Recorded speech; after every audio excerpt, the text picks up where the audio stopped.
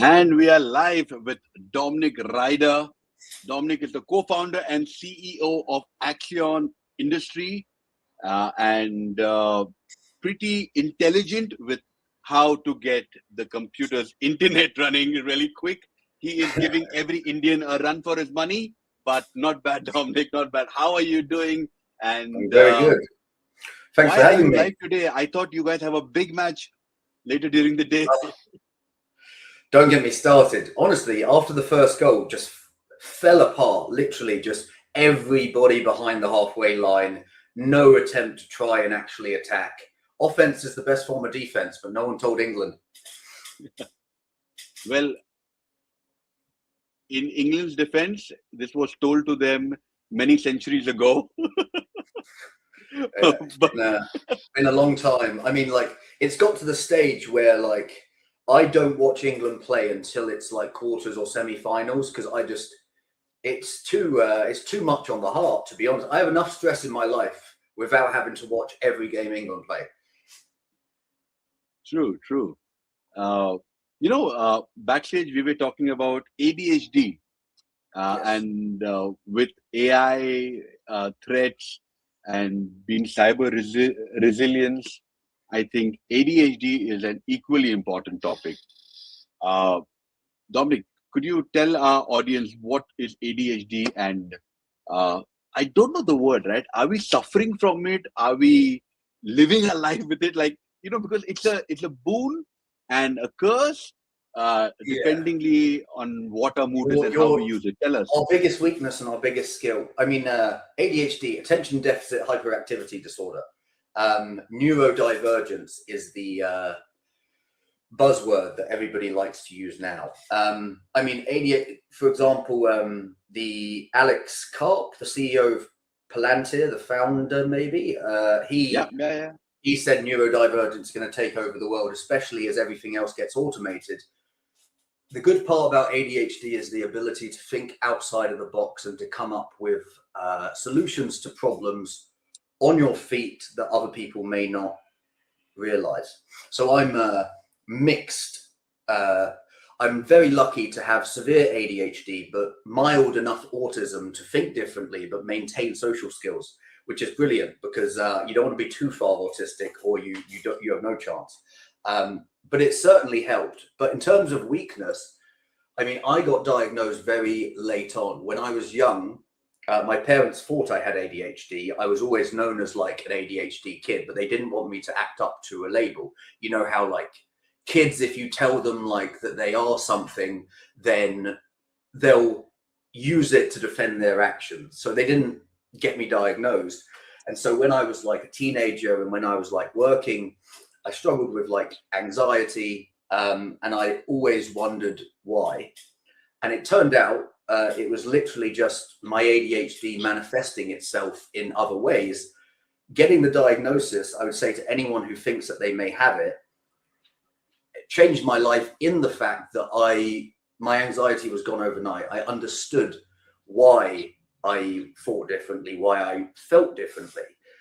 And within 3 months of my diagnosis, I had left my previous job in traditional finance and started my first company immediately because I no longer had the fear. I could finally actually take control and use it to my advantage. When I didn't know I had it, it was just manifesting itself with no control. Once I actually harnessed it, I could use it for good and benefit to my life. I very recently got diagnosed, and I actually saw a series of content creators on TikTok, and I was like, oh, that's me, right? You go into a supermarket to buy a tape, you buy 5 different things that you're never going to use it, and then you don't buy the tape that you actually went in to buy it. And the reason why I'm being so specific and precise about a tape is because it happened to me, and I was like, this is like why? And imagine all my adult life and my childhood, like how you mentioned, we were like we didn't know, right? What is it? Are we lazy? Are we not fit for the society? And I think here you and I are pretty similar in terms of having AUHD, but we being able to be social, being able to read a room, and being able to command the room, if you may say, because I'm sure, Dominic, we are the life of every fucking party we are at. I am, but at the same time, this is what's so strange for me is that when I'm at the social event, I'm having a great time and I am owning the room. But the thought of going to the social event doesn't seem to compute in my head. Like, I don't know what it is, because once I'm there, every single time I enjoy it, because get me talking about something I'm passionate about and I can go on and on and on, and I love it. It's bad, but I love the sound of my own voice. But the thought of going and the thought of spending the time going there, and it's the polite chit chat, and it's the, you know, just the, I want to talk about what interests me, but I know exactly. That don't come to us doing else. small talk. Yeah. Right? Don't come to us doing small talk, because if anybody comes to me at an event, at a meetup, at a dinner, and says, "Hey, what do you do?" My go-to line is, "I've come here for free food," because people who know me, then they know me, right? And the worst is if I'm a speaker at that event, and if you still come and ask me what you do, my friend, you are not prepared. Please get out of the room. See, I always find that it's the pausing, and also it's getting away, because I've been in sales my whole life, and I immediately think, who is it that's come up to me, or who might, well, I know who I want to talk to already, because I do my due diligence. If someone comes up and talks to me and I don't know them, or it becomes immediately apparent that there's no future value in the conversation, I am immediately thinking, how do I escape? How do I get out? And it's bad. It makes you sound like an asshole, but in reality, it's just good business. You need also, to. I think it is a kind of a defense mechanism, right? What mechanism? Defense mechanism. Yeah. Because you know that the person who's talking to you is going to fuck up your vibe, is going to, mess with your energy. So you might as well politely or rudely, or my favorite is an Irish goodbye. I would. We call it a Polish exit. Is it the same thing of just literally leaving without saying anything? Yeah. Yeah, fair enough. Polish exit, Irish goodbye, potato. But the energy that we carry, we are often misunderstood, right? Not often. I will reframe myself. We are always misunderstood. But I think that is not our problem if we are misunderstood, because that sounds like a you problem and not a me problem. Because if I'm not able to keep myself entertained during a conversation or at an event, it's just going to I might as well go back and sleep, right? I think that it's difficult in the fact that you are acutely aware of the fact that you are getting bored, and I wrestle with my own politeness. I mean, as an English person, and very similar culture in India, you have to be polite. British are incredible at queuing up for stuff. Like, we are very, we will do as we're told, and we will follow the rules. And social etiquette is the perfect match in the culture between India and the UK. And therefore, what annoys me is the fact that I have to follow that social etiquette and drag it out, because I don't want to offend anyone. Honestly, I could be so much more brutal, but it's not polite. I don't want to make anybody else feel like shit because I don't find them interesting. Someone else in the room could really love the topic that they're talking about. It's not me. there's just one slight correction in that sentence of yours. Indians are not polite. We will cut the line. We would jump in front of somebody just to make sure that we are quick. I actually had a reality check, I think in Bangkok. For some reason, I was taking the metro because of the peak traffic. This is like back in the day, one of my first travels ever. I'm the only person who is actually running to get a seat. I'm the only person who was running to kind of get into the metro because it was quite busy. See, I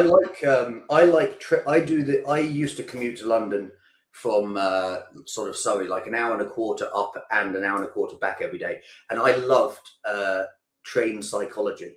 So I'm the type of guy that as I walk down the train, I think to myself, what is every other commuter going to think, and which door is going to be attractive to them? Because that's not the door I will get on. So, for example, I will look at that. I won't get on the first ones. If I see that there's a toilet in the carriage, I know that there's less space and therefore less seats. I'm not going to take that door.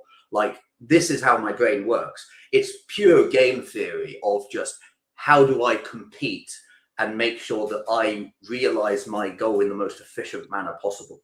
I love all of that social psychology. And I don't know if you go through this, but we are generally or initially the assholes for perhaps calling people out because we are great in pattern recognition. And then they would come back to us maybe 6 months, 4 months, or a year down the line and say, hey, Dominic, I think you were right about that guy. How often does this happen with you? Justice sensitivity. It's a lesser known symptom of neurodivergence. Justice sensitivity, a acute or major reaction to direct or perceived injustice towards groups, yourself, or anyone. I mean, like, honestly, I don't just have a chip on my shoulder, I have the whole potato. For example, I got my first job as on my gap year, like I say, interested. So I was supposed to study sociology at the University of Bristol, but on my gap year, I got a job, 250 cold calls a day at a derivatives brokerage, commission only, eat what you kill. And obviously for me, I absolutely loved it. Just the intensity of never knowing if you're going to make any money or not, making tons one month, nothing the next.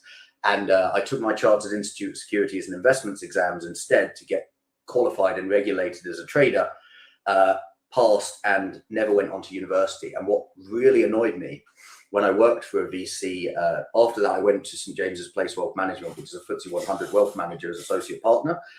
But going from derivatives, like as close to gambling as you can get and still be regulated, to pensions, suitability reports, was just too much of a slowdown. Lost my hair and then went to a VC. And what really annoyed me is I would give my opinion in an investment committee meeting, and because I'm a smart guy, at the time it would go down well, and then I'd get the age-old question afterwards from somebody of where did you go to school?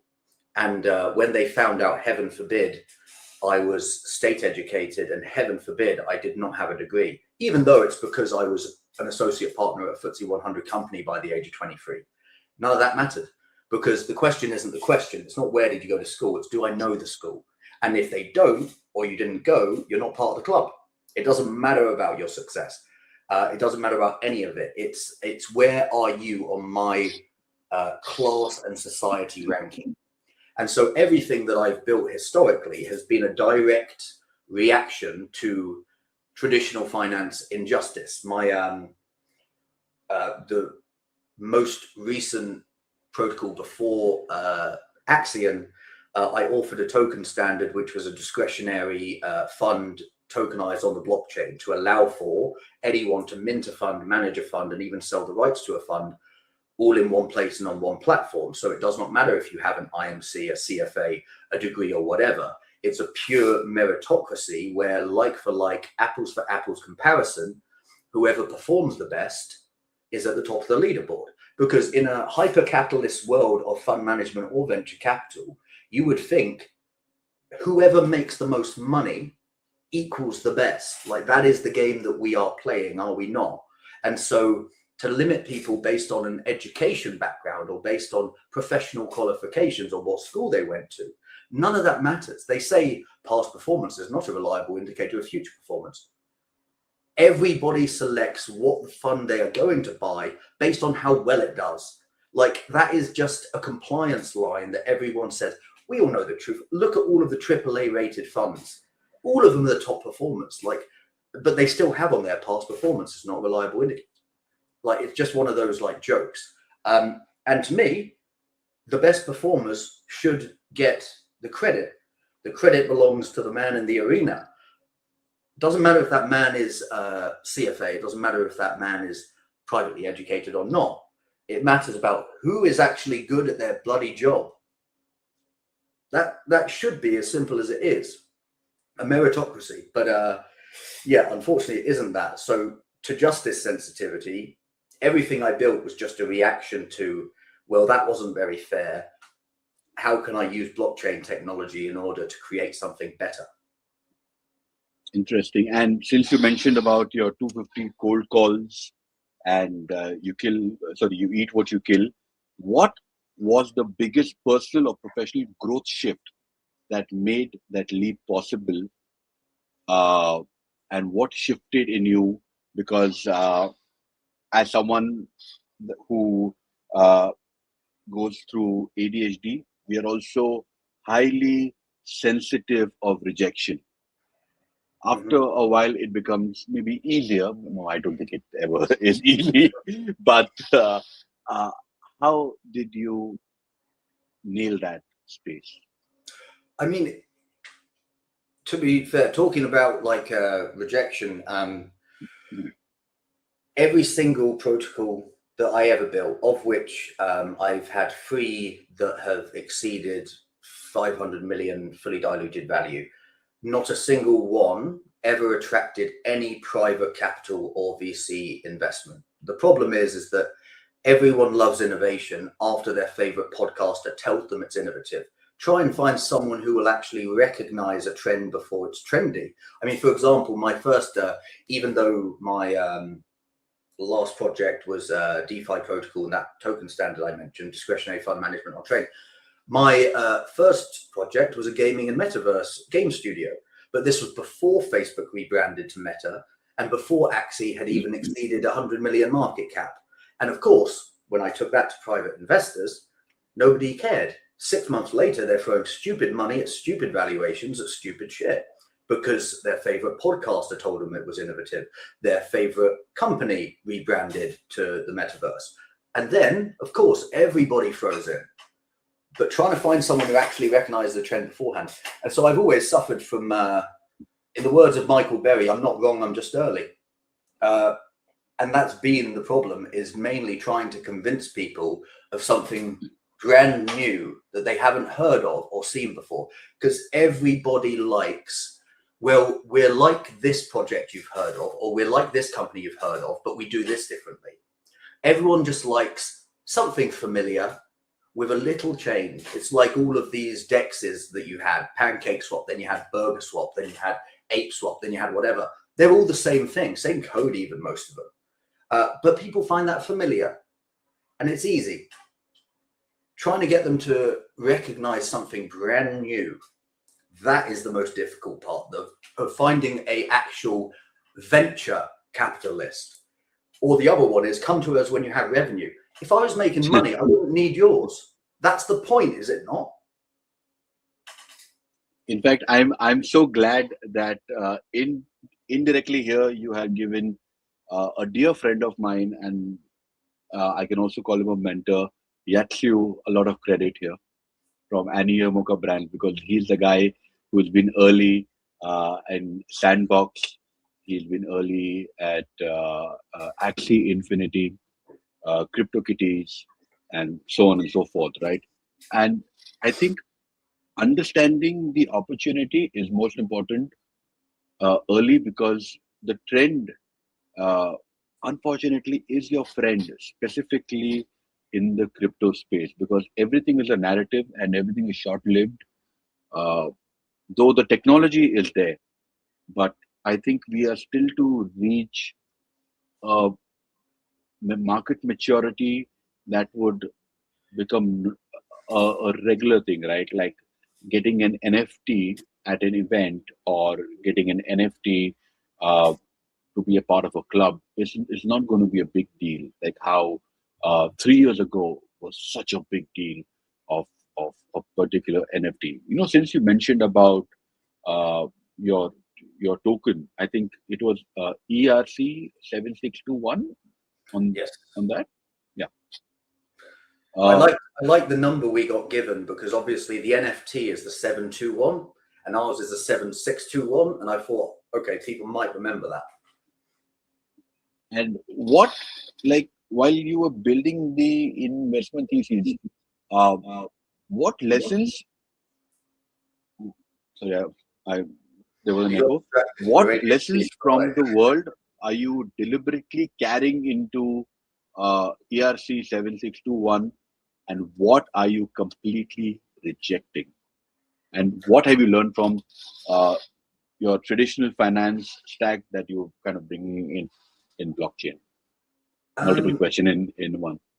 Yeah. So, in terms of what it was built for, what it was doing is to. I found that because fund and asset management on chain is not something new. There's like Enzyme Finance launched back in 2020. You have all of these vaults, which right now you've probably seen are doing dreadfully, either exploited or investing into terrible credit and getting screwed. And then because everyone is doing clever DeFi where they are creating representative tokens of something which you can stake here to get a yield on something, which is collateralized by this and collateralized by that. We used to call those something which was a CDO, the exact thing that caused the 2008 financial crisis, where you have layers and layers of debt and collateral on a small amount of assets, which couldn't possibly pay off all of the counterparties. And everyone just did what people do and dressed it up as something else. That sort of thing. And the fact that you have to trust these counterparties, like, these managers of these vaults, at the end of the day, like the vault is just, you are just giving your ETH to them to do whatever they please with, invest into whatever they want. And you have no oversight. There's no decentralization. What is the decentralized element? I don't think anyone could give me an answer to that. Like, is it the chain? Because the vault isn't decentralized because you have to trust people with access to it. There is no trustlessness. The 7621 is in and of itself, you can think of it like a NFT that can fit infinite amounts of ERC20s within it. The NFT with infinite ERC20s is owned by the wallet that holds it, and they are the manager. The only people that can access the funds within it are the Ethereum contributors who have contributed to it externally. The manager can contribute to it, and they will also get what everybody else gets, which is an ERC20 LP token. Like how Uniswap V2, when you add liquidity, you got Uni V2 ERC20 LP tokens back. Each LP token is unique to the 7621, which means as the manager, you know exactly who your contributors are because they all have your LP token. You can then add liquidity, you can build staking, you can build governance. Anything that you can innovate on top of a normal ERC20 token, a manager can innovate on top of their ERC20 representation. So it gives every 7621 manager the ability to build a full protocol on top of their fund. They can add all of the DeFi elements that they want to, but Alvara, as this bottom layer infrastructure, allows anyone to mint one of these, manage one of these, and even sell the rights to them. And of course, the manager earns fees from everything underlying. But importantly, the token standard is an interface. Everything happens on chain and is fully collateralized, every transaction. All of the tokens are held in the token standard. You don't need to trust anyone, you can verify. And so the manager can't access the Ethereum within it. They can only change the allocation.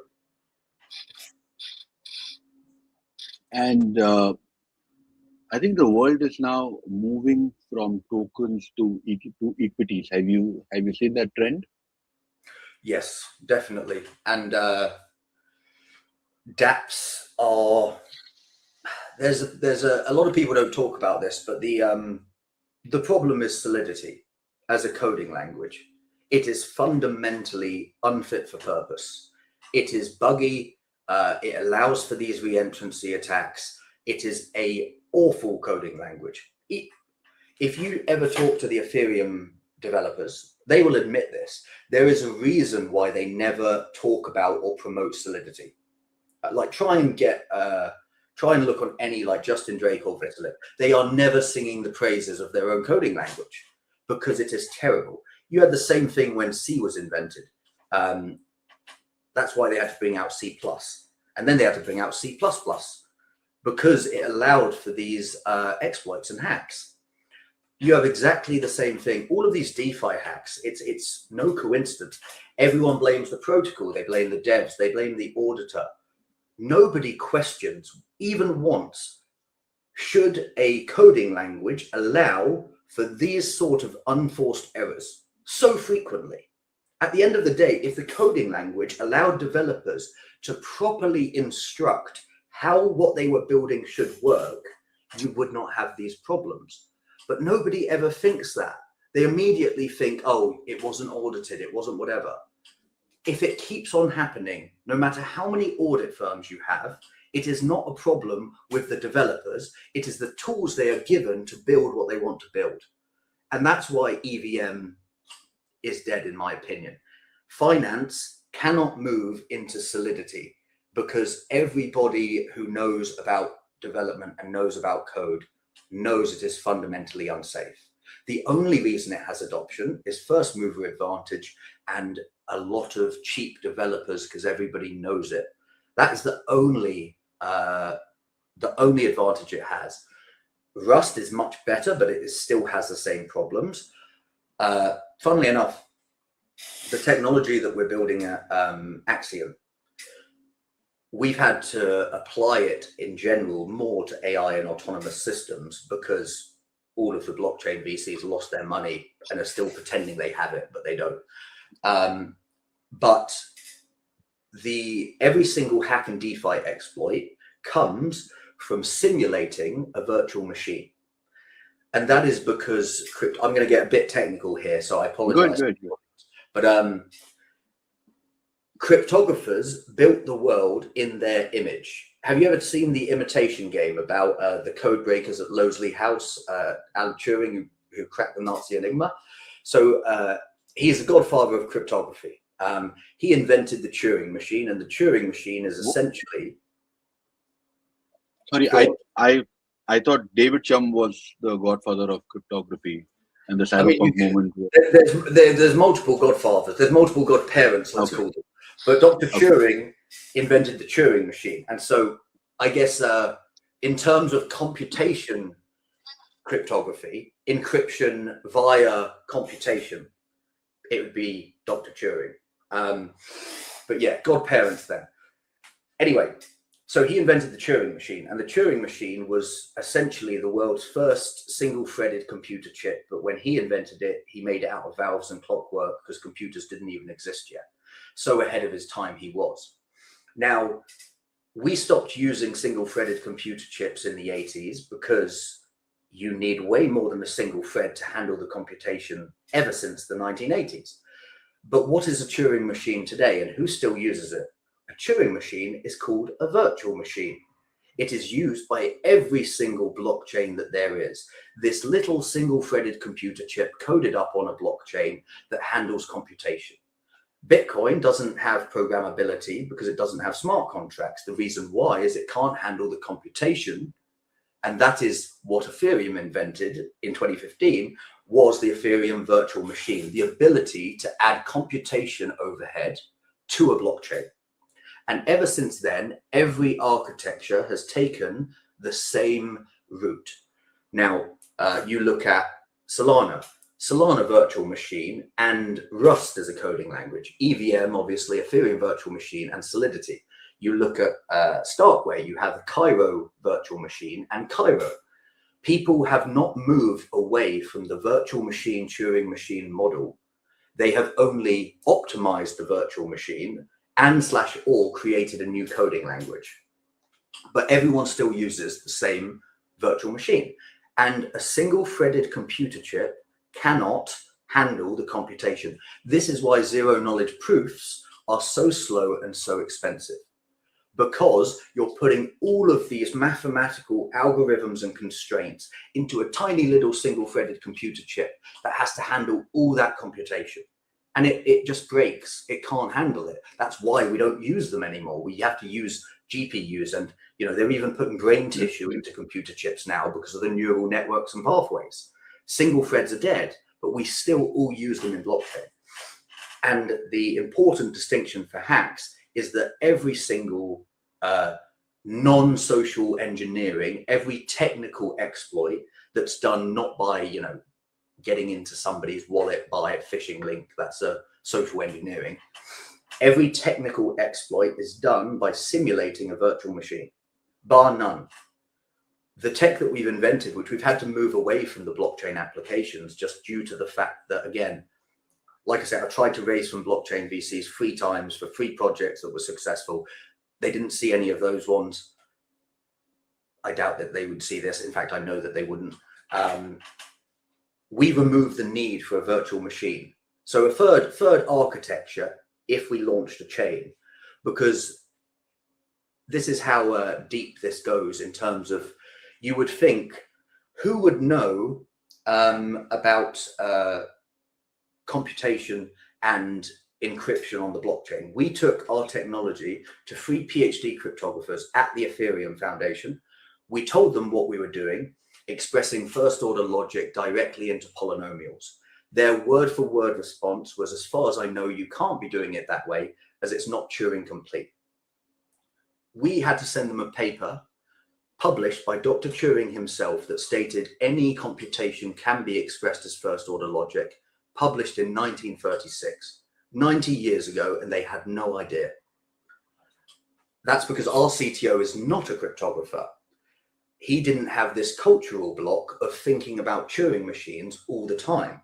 He is a logician. He's Alonzo Church Prize winner for outstanding contributions to logic and computation. He's a theoretical computer scientist. And so he didn't have this block. And so what the virtual machine does, provide Turing complete computation. We have been able to do the exact same, but algebraically using first order logic, and take all of that complexity off chain. We just benchmarked against SP1 and RISC-0, 2 virtual machines for zero knowledge proofs. We were 3,500 times faster and more efficient on a CPU than SP1, and over 1,000 times faster and more efficient than RISC-0. We took this to Ethereum, and they didn't even know that it could be done and that it was Turing complete. Honestly, like I say, everyone loves innovation after their favorite podcaster tells them it's innovative. Before that, hopeless. No, I hear the pain, but Dominic, the way the world works is that we are monkey see, monkey do. There was a time in 2012 when I founded India's first midnight food home delivery service, where we would deliver food after 11 o'clock, because in the city of Bangalore, the tech hub of India, everything would shut down at 11:30. So we found the loophole. We had also, ironically, we are the pioneers of cloud kitchen, which now is a very common word used. Back then, we didn't even know what a cloud kitchen was. But and the reason why I say this is because,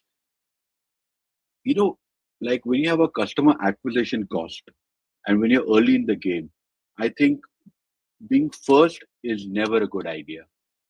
Because the customer, like for you, you don't have a customer acquisition cost. You have a customer education cost, which is higher than a customer acquisition cost. Right? And yeah, in terms of labor and time spent, definitely. Yeah. Because people people might not understand what you're building. I think the same thing was with another Dominic, but he's Dominic Williams from ICP, another fellow countryman of yours. He built ICP on a language that even today there are only a handful of devs who could actually work on that language. But do you think with sorry? Do you know the name of the language, just out of interest? Motoko, which is a slightly better version of Rust. So if you know Rust, you can kind of figure out how to work on Motoko. Fair enough. Motoko. I interrupted you. Do you remember what you were saying? You wish. I knew that I'd immediately interrupted it. I mean, well, to be fair, on that point, I agree, but it depends on who you go to. So with blockchain VCs, like I say, I gave up. Now, what I realized is that there is an industry that is very familiar with research and development and who very much likes to be first. And it is called defense. You talk to BAE Systems, you talk to Palantir.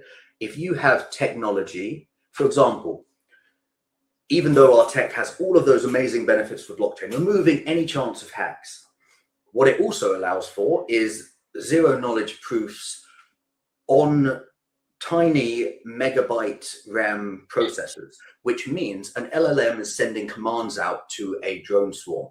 Or let's say, for example, a delivery drone. If the LLM hallucinates and tells the drone to drop a package in the middle of a lake, the drone will execute that no matter what, because it does not have the computation on board to reason, challenge, or think.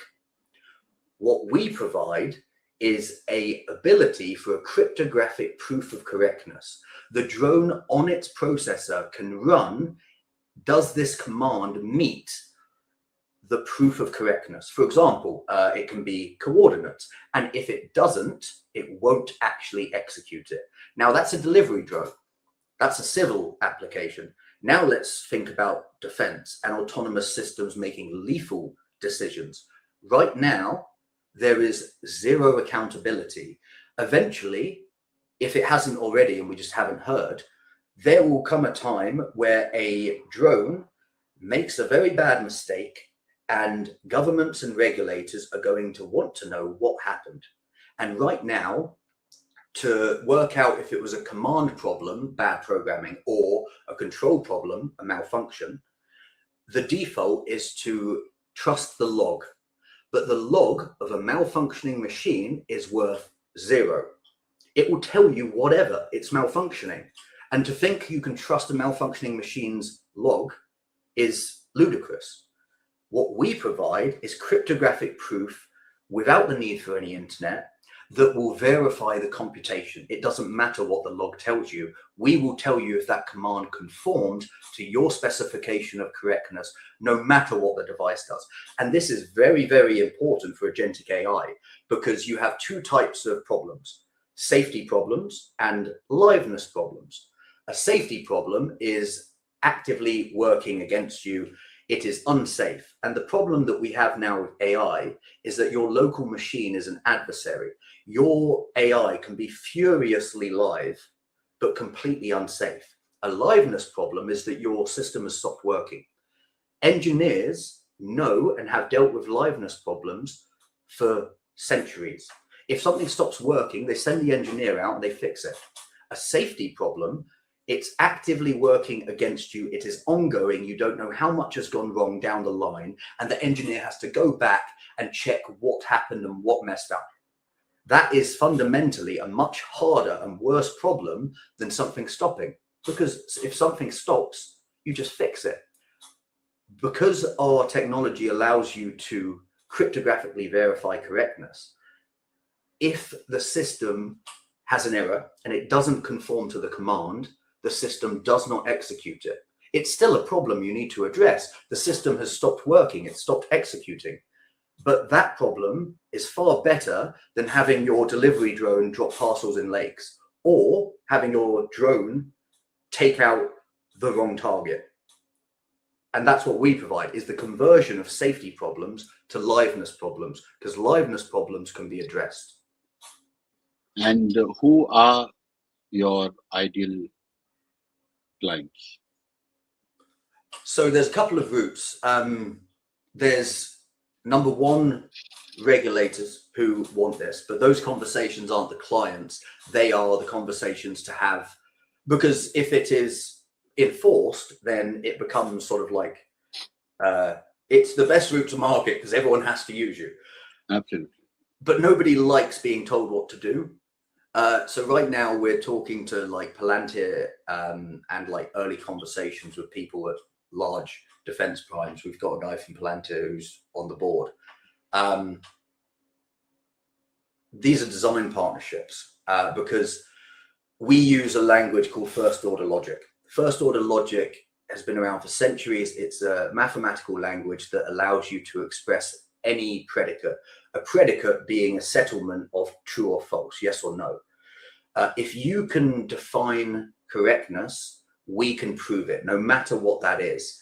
All you need to do is tell us what is correct. So every business already has its own internal business logic. You can follow the workflow from end to end.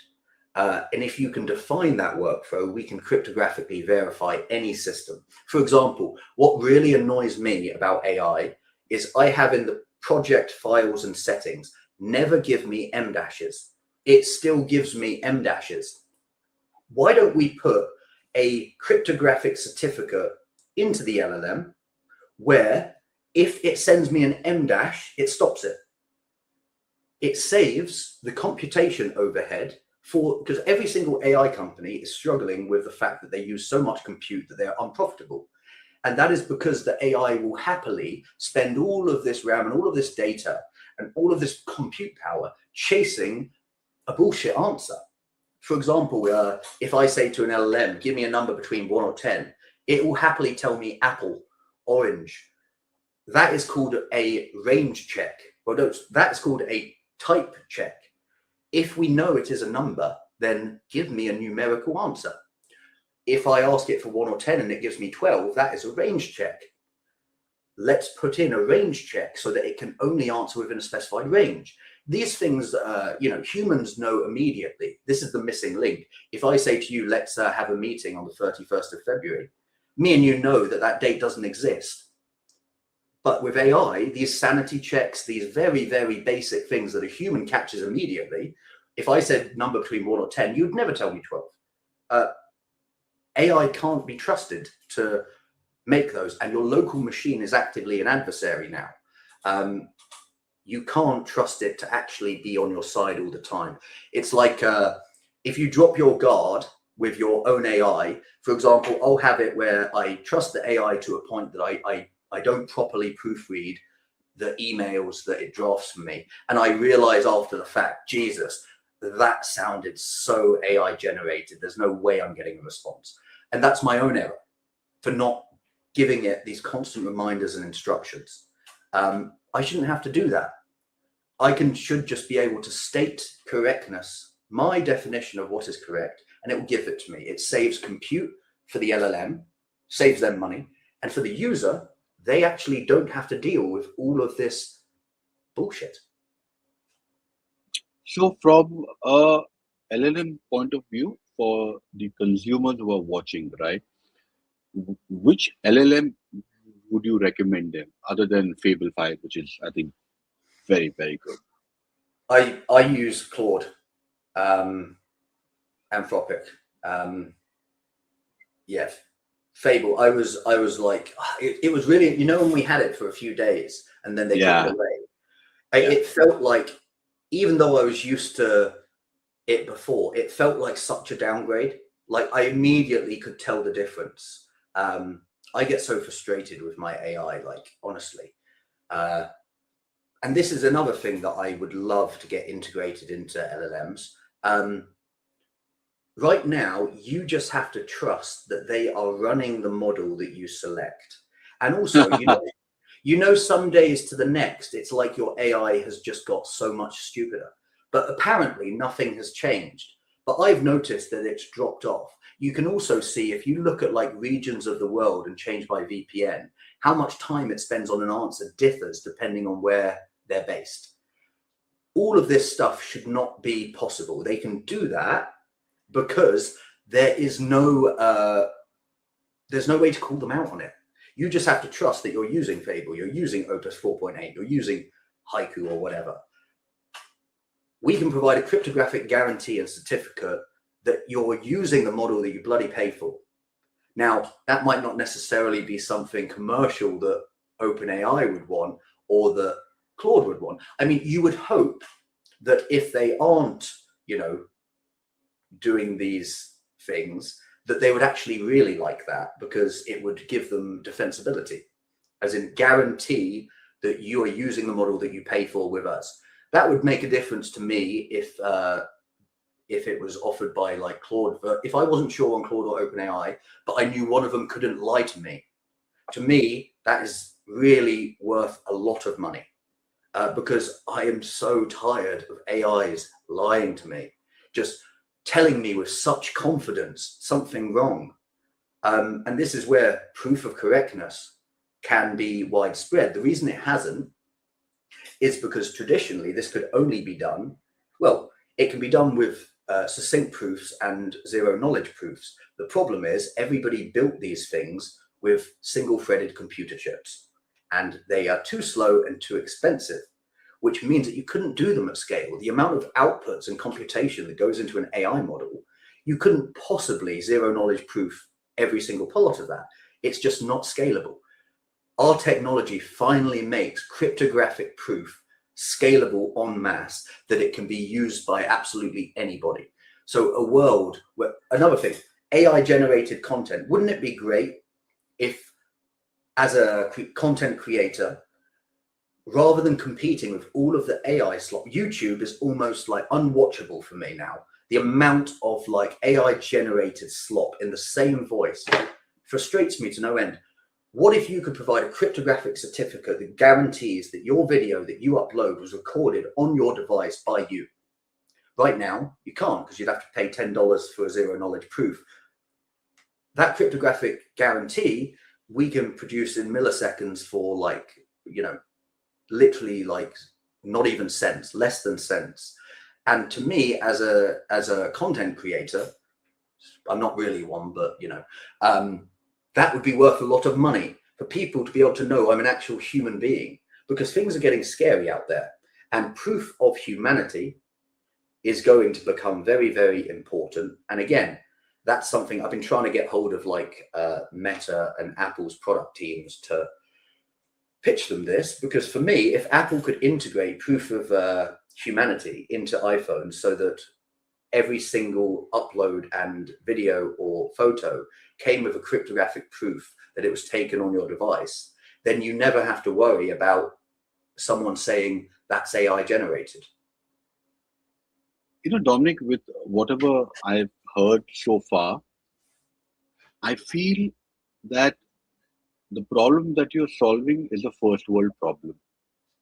And the people right now are looking for, you know, basic stuff, right? They are looking for job opportunities. They are looking for opportunities in terms of how they could make that extra buck, or, you know, how their life could get easy.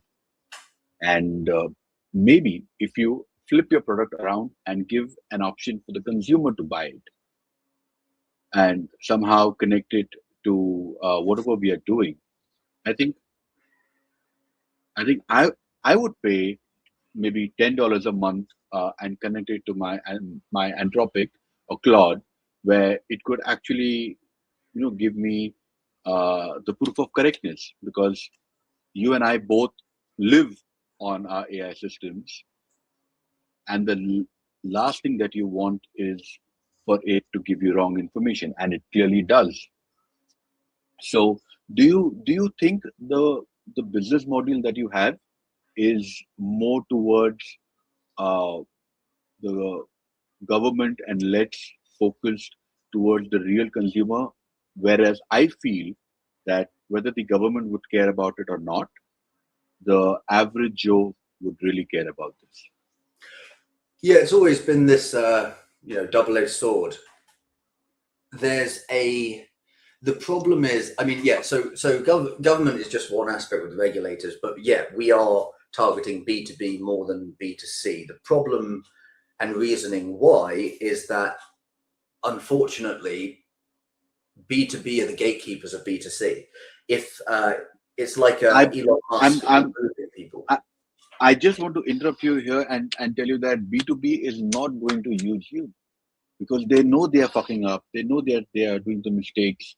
Why to have it on the blockchain, right? Well, these aren't necessarily on the blockchain. For example, with defense primes, nobody wants to use a public ledger. They will settle. You can settle these anywhere. Like I say, we moved away from blockchain. They will use it because you only need one, and also it's very useful in terms of reducing computation. All of them are losing money, as in this proof of correctness is very important for them. Yes, it's bad in some aspects, but all of their AI models are chasing and wasting money to give bullshit answers. If you can strip out the bullshit answers, then you strip out the computation overhead, and that is your profit margin. So yes, this one thing I mentioned about like proving the model, arguably they wouldn't want, but the technology is extremely multifaceted, almost to a bad degree. The light paper we have identifies 13 sectors, because anywhere that you have constrained or bandwidth constrained hardware, this provides a solution for it. Anywhere that you need proof of correctness, right now, proof of correctness can only be done on a GPU in a data center, or if someone has a kit at home. We allow that on CPU, so it can be used on normal devices. So what was unfeasible everywhere is now feasible. And bear in mind, like financial institutions, there was a company called Knightsbridge Capital that lost like $500 million just on a wrong computation. So these things do matter. And also another good target is the insurers, because how does the insurer price risk if they can't guarantee what actually happened? That is a huge question, because the insurance market is covering all this stuff. The insurer needs to know. Again, autonomous driving systems. 2 cars hit each other. Each one of them says it was on the right course. How do you know which one is telling you the truth? You don't. Nobody has managed to fit this onto the processing power until us. The insurer needs to know who is at fault, because someone has to pay. So there's so many different dimensions and depths to the technology, almost that we're like, who do we go after first? The reason we're going after defense right now is because we're raising our pre-seed, and we know defense likes to be first, and they're very familiar with R&D. But in terms of the eventual targets, that can be very, very different. For example, Google, its first investment came from DARPA, the US Weapons Institute. So you need to take on your challenges as they come and deal with your sectors as they come, because not everybody has the same appetite. For example, we took this tech to Connexus at JP Morgan. They loved it. They wanted the product, but the product wasn't ready. We needed to scale it. That conversation can still be revisited, but right now we need to scale it to the point that we have the product to give them. And what is your biggest challenge currently? It is...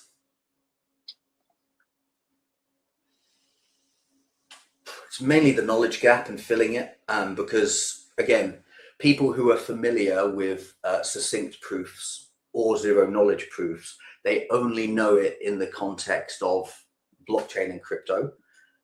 And if they know it in the context of that, then they already have a pre-existing idea of what the technology is, which is slow and pretty useless. So number one, we need to get them onto the call, because look at how Starkware's token performed, look at how ZK Sync performed, everyone lost money. Immediately, they need to look past that and think, oh, I still believe in ZK, even though I lost money on it. And then they need to talk to us. This is where we've moved away from blockchain, because it's unfortunately the connotations aren't good anymore. They've never been great, but now they really aren't good. What we're doing is working in applied cryptography, which, yes, is crypto, but cryptography is what, you know, won World War II for the Allies. Being able to crack the Nazi Enigma machine meant that we knew exactly what moves they were making at the time that it was instructed to their forces. Cryptography is incredibly useful, and cryptography is not crypto.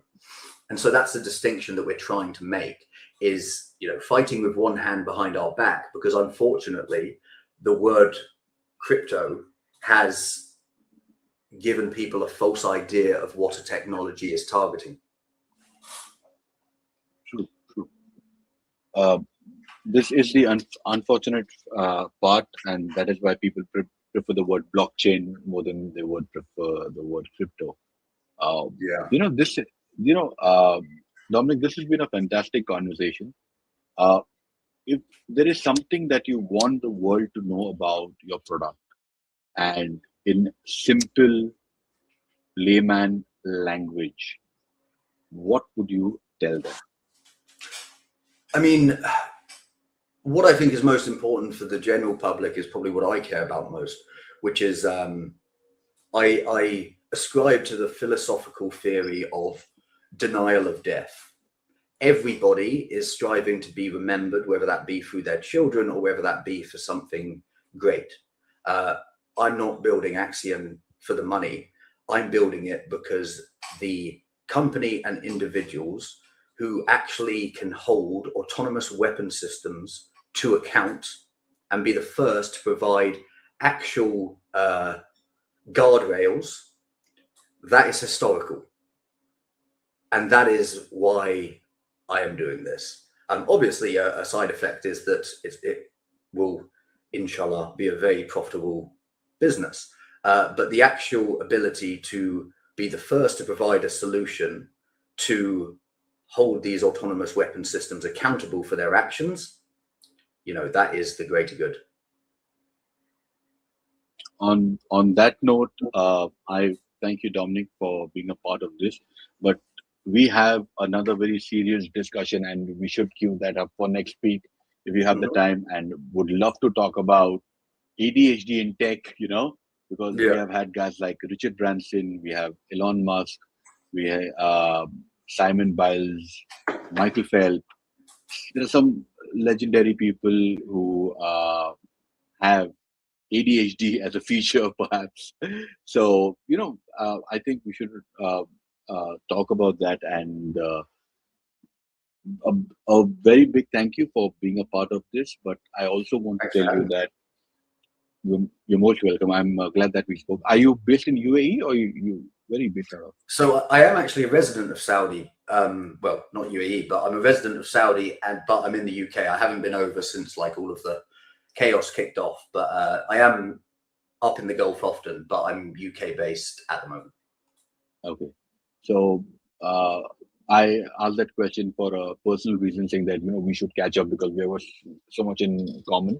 But ending this, I want to say to all the guys listening there that perhaps this is the only way that you could actually hold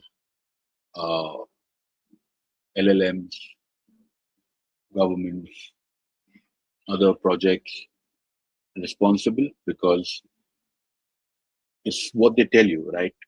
You buy an internet connection that offers you 1 GB of speed, and then when you do your speed test, it comes to maybe 700, 500. The guy would tell you, oh yeah, if you connect the wire, it'll give you that speed. Like, why would I want to connect a wire? Like, why would I want to connect an RJ45? So, you know, all the terms and conditions that perhaps people pitch you, and that is in the fine print, can actually give you clarity on this amazing concept that Dominic and his team are working. Am I right? Did I summarize that well for the average audience? Exactly. It's don't trust, you can verify, and our tech allows that to be done at a scale that it's no longer something that you need to think about. It's no longer $10 per proof. It can be done for negligible amounts of money, and so there is no longer a reason to have to trust. You can, in fact, I encourage people to ask if it's guaranteed, and I mean guaranteed cryptographically, 100% uneditable, cannot be faked, cannot be spoofed, because now there is an option, finally, that you can actually ask for that, because we provide it at scale that they can't say, oh, it's too expensive. This is amazing. Thank you once again so much for your time, Dominic, and hopefully we'll see you next week, and let's talk more in this amazing space that we are in and this amazing time that we are in, where perhaps only neurodivergence may survive. Thanks so much for having me. It's been great. Thank you.